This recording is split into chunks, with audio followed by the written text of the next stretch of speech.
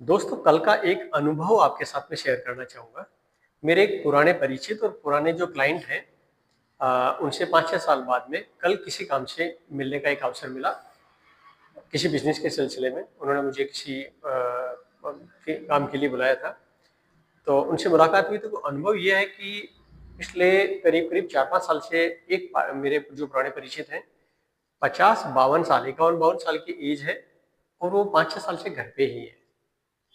मैंने उनसे पूछा क्या कर रहे हैं आजकल? कल तो आपका बहुत अच्छा व्यापार वगैरह चलता था वगैरह। उन्होंने कहा व्यापार वगैरह अब तो ज़्यादा कोई ऐसे है नहीं, व्यापार चल नहीं रहे, मैंने अपनी सारी प्रॉपर्टियाँ किराए पर दे दी और कुछ म्यूचुअल फंड में पैसा पड़ा हुआ है, ये है, वो है, यानी उसके पास इनकम की कोई कमी नहीं है। एसेट भी हैं, म्यूचुअल फंड में भी है, रेंट भी आ रहा है, सब कुछ बढ़िया है, पैसे की कहीं कोई दिक्कत नहीं है। लेकिन उस उन्होंने अपनी क्रिएटिविटी को बंद कर दिया। क्रिएटिविटी का मतलब कि उन्होंने कुछ भी करना एक तरीके से बंद कर दिया है।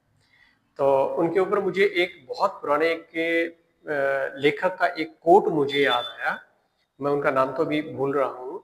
उनका कोट ये था कि अगर आपने क्रिएटिविटी और अपनी इच्छाएं और हॉबी को बंद कर दिया है, कुछ भी करना बंद कर दिया है, अब आप कोई हॉबी पर भी काम नहीं कर रहे हैं, तो आप ये मान के चलें, अब आप अपनी मौत का इंतजार कर रहे हैं।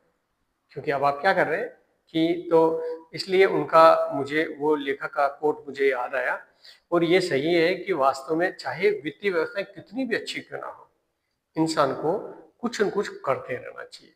क्योंकि उससे मैंने उनको ये भी देखा कि उनका स्वास्थ्य भी काफ़ी गिर गया था और 2-1 साल पहले उनको हार्ट में भी छल्ले वगैरह डले थे। क्योंकि तनाव तो होता ही है ना, आप कितना भी पैसा हो, घर रहेंगे तो तनाव तो होगा ही। इसलिए क्रिएटिविटी हमेशा, हमेशा क्रिएटिव रहें आप। और अगर व्यापार नहीं चल रहा है, तो भी क्रिएटिव रहें।